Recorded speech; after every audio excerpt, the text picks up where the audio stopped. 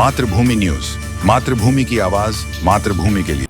સુરતમાં સ્વામિનારાયણ સંપ્રદાયના ભગવાન સંતો અને હરિભક્તોને નિશાન બનાવીને સોશિયલ મીડિયામાં ફેક આઈડીના માધ્યમથી બદનામી ફેલાવનાર એક શખ્સની પોલીસે ધરપકડ કરી છે. આરોપી છેલ્લા 2 વર્ષથી ભાગતો ફરી રહ્યો હતો. સુરતની સિંગણપુર પોલીસે આરોપીને અમદાવાદ ખાતેથી ઝડપી પાડ્યો છે.